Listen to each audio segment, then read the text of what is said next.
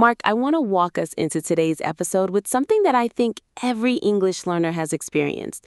And I want them to feel it as we describe it, because once they feel it, they'll understand the whole episode. Okay, walk us in. You are mid-sentence. You are explaining something in English, and in the middle of your sentence, somewhere around the verb, your brain says, wait, is it have been or had been here? Yes. And the moment that thought arrives, something happens to the rest of the sentence. You slow down, you start to lose track of what you are saying. The words you've already produced suddenly feel uncertain. And almost magically, you also start to forget the next simple word you needed, the word for yesterday, or the word for easy, words you've known for 15 years. And the sentence collapses, not because the original grammar question was hard, because the moment you started to check, the entire system fell apart. Yes, and this is what we want to talk about today, the overcorrection loop. The moment when conscious grammar monitoring doesn't just slow your speech, it actively breaks it. And the more you try to fix the original mistake, the more new mistakes you make until the sentence is unrecoverable. And here's what learners don't realize. This is not a sign that they have weak English. This is not a sign that they're a bad learner. This is a perfectly predictable consequence of a specific brain limitation. The limitation has a name. It's called working memory. And once you understand working memory, you understand exactly why grammar monitoring during speech makes everything worse, and you can finally do something about it. And the something to do is one of the most powerful exercises in language learning. Almost no one teaches it to advanced learners. We are going to teach it today, step by step. It's called the stream of consciousness exercise, and it bypasses the overcorrection loop entirely by training your brain to produce speech without checking, which is exactly the skill that fluency requires. Welcome to Side by Side English Podcasts. I'm Sophie. I'm Mark. Today is for the B2 or C1 learner who has noticed that their English actually gets worse the harder they try to be careful, who has experienced the mid-sentence collapse, who has watched themselves trip over basic words while their brain was checking complex rules. We're going to give you the science of why this happens and the exercise that fixes it. Stay with us. We have the working memory science explained, the overcorrection loop mechanism, the 4 signs you're stuck in it, the stream of consciousness exercise in full detail, a role play showing what monitor on versus monitor off speech sounds like, and a word tour with 6 powerful B2 C1 words. Quick comment question before we begin. Be honest, when you try to be careful with your grammar, does your speech get better or worse? Drop your answer. We want to see the real pattern. Okay, let's break the loop. So Mark, let's start with the science. What is working memory and why does it matter so much for speaking? Okay, so working memory is the part of your brain that holds and manipulates information in the present moment. It's where active thinking happens. And it has a very specific, very famous limitation. It can only hold about 3 to 4 pieces of information at one time. 3 to 4, that's it. That's it. Anything beyond 3 or 4 pieces of active information at once and your working memory starts to overflow. Things drop out, things get lost, the system becomes unstable. And here is the key insight for English speakers. Speaking a second language already uses almost all of your working memory. Constructing the sentence, retrieving vocabulary, listening to the other person, planning your next thought, that's already 4 or 5 things. Working memory is already at capacity. And then the conscious grammar monitor kicks in. Is this past simple or past perfect? Should this be have or had? Wait, is this article correct? Each of those is another piece of information your working memory now has to hold, and there's no room, so something has to drop. And what drops is whatever the brain considers least essential in the moment. Sometimes it's the next word you needed. Sometimes it's the meaning of the sentence you were constructing. Sometimes it's the word you just used a moment ago. Suddenly, you can't remember the basic vocabulary you've known for years. Not because you forgot, because your working memory pushed it out to make room for the grammar check. This is the overcorrection loop. The moment you try to consciously check grammar, you sacrifice working memory you needed for other parts of speech, and those other parts collapse. So now you've created a new problem. You can't find a basic word, so you panic. So you try to check that too, which uses even more working memory, which causes more parts to collapse, and the loop spirals. Until the whole sentence falls apart. Until the whole sentence falls apart, and the learner stands there, confused, thinking, I just tried to be careful with my grammar. Why did I forget the word for apple? The answer is you forgot the word for apple because you tried to be careful with your grammar. The two are directly connected. One caused the other. And this is one of the cruelest mechanisms in language learning. The very act of trying to do well sabotages your ability to do well. The harder you try to monitor, the worse you perform. And the only way out is to stop monitoring, to free up your working memory, to let your unconscious produce the speech while your conscious brain stays out of the way. We covered this in our grammar episode, but here we're focusing specifically on the working memory mechanics and the practical exercise that retrains your brain to operate this way. Let's name the 4 signs that someone is stuck in the overcorrection loop, because if you can recognize the signs, you can start to break the pattern. Yes, 4 signs. Sign 1. You forget basic words mid-sentence. You're in the middle of speaking and suddenly a word that you know perfectly, that you've used 1,000 times, disappears. You can feel the gap where it should be, but you can't access it. This is working memory overflow caused by grammar monitoring. The conscious checking has pushed the basic word out of accessible memory. Sign 2. Your speech speeds up and slows down unpredictably. You start a sentence fast, then suddenly you slow down dramatically. Then you speed up again. Then you slow down. This jerky rhythm is the conscious monitor turning on and off. Every time it turns on, your speech production slows. Every time it relaxes, your speech speeds up again. Sign 3. You restart sentences multiple times. You begin a sentence, stop, restart it differently, stop again, try a third version. Each restart is your conscious monitor flagging the previous version as imperfect, and each restart costs more working memory than letting the imperfect version finish. So the restarting makes everything worse, not better. Sign 4. Your fluency gets worse over the course of a conversation. This is the most painful one. You start a conversation feeling sharp. 20 minutes in, you feel exhausted. Your English is collapsing. You can't find words. You're stuttering because every grammar check has used working memory you'll never get back during this conversation. And by minute 20, your working memory is drained dry. 4 signs: forgetting basic words, jerky speech rhythm, multiple restarts, conversation decay, and every one of them is the overcorrection loop in action. And once you can see these signs in yourself, you can start the work of breaking them, not by trying harder, by trying less, which is the most counterintuitive thing in language learning. And the most effective. Which brings us to the exercise, the stream of consciousness exercise, the single most powerful practice for breaking the overcorrection loop, and almost no one teaches it to advanced learners. Yes, let's explain it in full detail because the magic of this exercise is in the specifics. If you skip steps, it doesn't work. If you do it exactly, it transforms your speaking within weeks. The exercise has 4 rules. Rule 1. Set a timer for 5 minutes. 5 minutes only, not more, not less. The short time frame is part of what makes the exercise work because it removes the pressure of, I have to keep this going forever.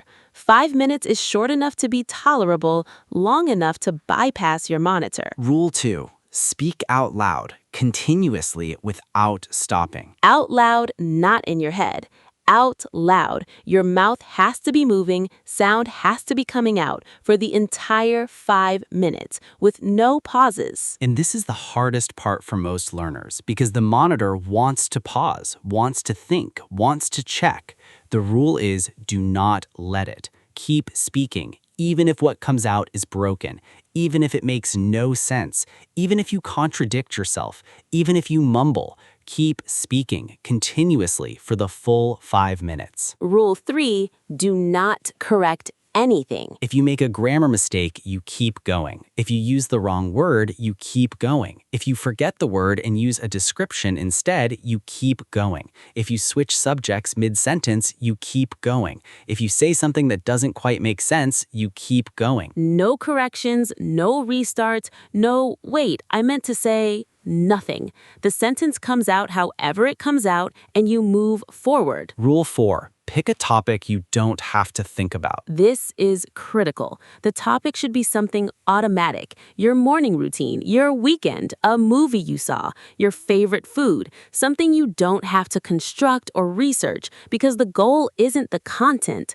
The goal is the uninterrupted flow. The topic is just a vehicle. 4 rules. 5 minutes, speak continuously, no corrections, easy topic. And what happens in those 5 minutes is genuinely transformative. Tell the audience what happens. In the first minute, your monitor will fight you. It will scream at you to stop, to correct, to restart, to find the better word. You will feel uncomfortable, awkward, like you're doing it wrong. Keep going. By the second minute, the monitor starts to give up.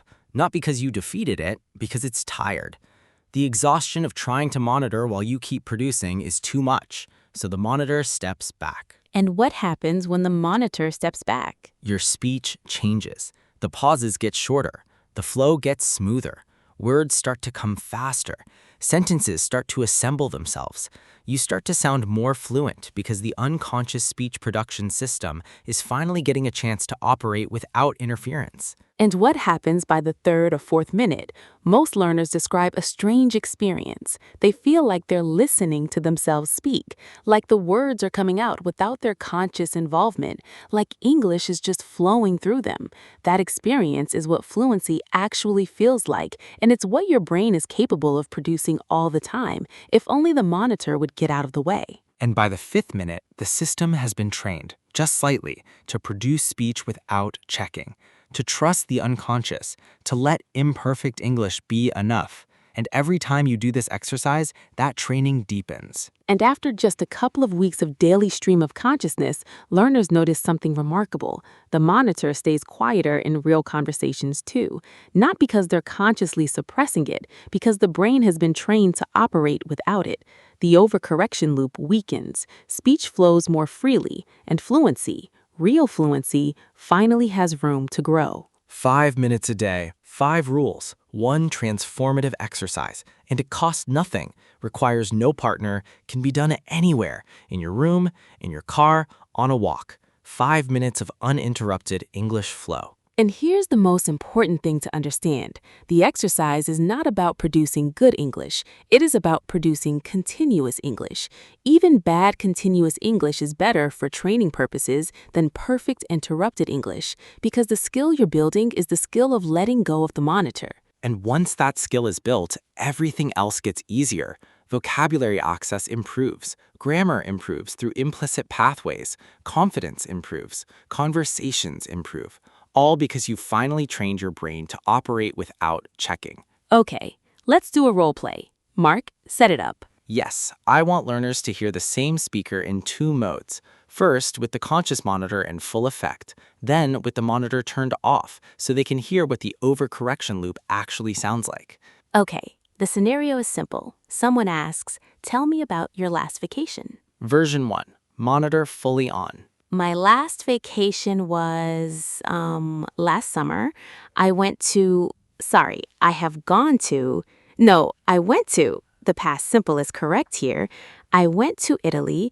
We had been planning this trip for many months. The food was, I forgot the word for the things, the small things you eat. What are they called? Snacks? No, appetizers. Sorry, I lost what I was saying. And listen to what happened. The conscious monitor checked every grammar choice. The working memory overflowed. Basic words disappeared. The sentence collapsed completely. By the end, the speaker had forgotten the topic itself.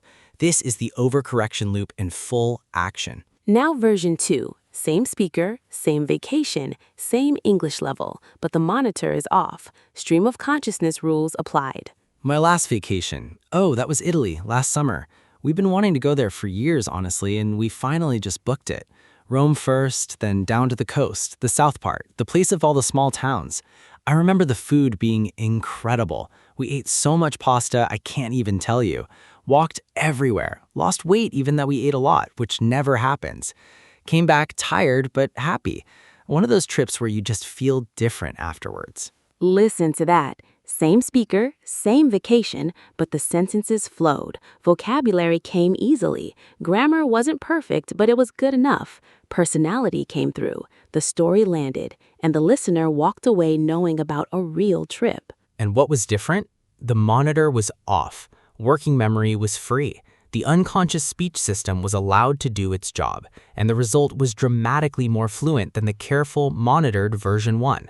This is the proof. Same brain, same English, two completely different outputs depending on whether the monitor was running or not. And the stream of consciousness exercise is the training that builds the monitor off state until it becomes your default mode of speaking. Word tour? Word tour.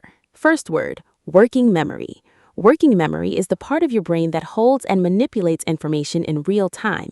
It is the active workspace of your mind, and it has a famous, measurable limitation that affects every kind of thinking, including second language speech. For example, your working memory can only hold a few pieces of information at once, which is why monitoring grammar consciously causes the rest of your speech to collapse. Repeat, working memory. Working memory. Next, to override. To override means to take control of something automatic and replace it with a deliberate choice. The stream of consciousness exercise trains you to override the impulse to correct yourself in real time. For example, learning to override the conscious grammar monitor during speech is one of the most powerful skills you can develop for real-world English fluency. Repeat, override. Override. Next, capacity. Capacity is the maximum amount of something that can be held, processed, or contained. Working memory has a small capacity, and speaking a second language uses most of it, which is why adding grammar monitoring overflows the system. For example, speaking a second language at advanced level fills almost all of your working memory capacity, leaving very little room for conscious monitoring without breaking the system. Repeat, capacity. Capacity. Next, to interfere. To interfere with something means to disrupt it, get in its way, slow it down. The conscious comrade monitor interferes with the unconscious speech production system, even though it thinks it's helping. For example, the conscious grammar monitor interferes with your fluency by competing for the same working memory your speech production needs. Repeat, interfere. Interfere. Next, unconscious. Unconscious means happening below the level of conscious awareness, without you actively thinking about it. The most fluent speech happens unconsciously. The brain produces it without the conscious mind being involved. For example, the goal of advanced English practice is to let your unconscious produce more and more of your speech while your conscious mind stays out of the way. Repeat, unconscious. Unconscious. And finally, to bypass. To bypass means to go around something, to avoid it, to take a different path. The stream of consciousness exercise bypasses the conscious monitor by giving it no time to operate. For example, the whole point of speaking continuously for 5 minutes is to bypass the conscious monitor and let your unconscious produce speech directly. Repeat, bypass. Bypass. 6 words today: working memory, override, capacity, interfere, unconscious, and bypass. Every one of these is a real, modern, useful English word that you'll hear in conversations about psychology, productivity, and learning. And every one of them captures something specific about how your brain actually produces speech. Sophie, one final takeaway for everyone watching: that trying to be careful with your grammar in real-time speech is one of the most counterproductive things you can do, not because grammar doesn't matter, because the conscious monitoring of grammar competes with the rest of your speech for working memory, and working memory is already at capacity, so every grammar check causes something else to collapse. A word disappears, a sentence breaks, a thought gets lost. And the solution is not to try harder. The solution is to try differently, to train your brain to produce speech without conscious checking. The stream of consciousness exercise is one of the simplest, most powerful, most effective ways to do this. 5 minutes a day. Speak continuously. Don't correct anything. Pick an easy topic and trust the system. And what you'll find after just a few weeks is that your real conversations get easier. The monitor quiets down, the overcorrection loop breaks, vocabulary returns, grammar improves on its own, fluency starts to show up in places it never did before because the conscious interference is gone and the unconscious system is finally allowed to do its job. And the version of you who freezes mid-sentence, who forgets basic words while trying to check grammar, who watches their own English collapse the harder they try, that version is not your real ceiling. That version is you trapped in the overcorrection loop. Once you break the loop, the version of you who flows freely starts to show up. And once they show up, they stay. Small challenge before we go. For the next 7 days, do the stream of consciousness exercise. 5 minutes a day, out loud, continuously, no corrections, easy topic. That's all. And notice what happens. Notice how uncomfortable it feels at first. Notice how the monitor fights you. Notice when around minute 2 or 3 things start to shift.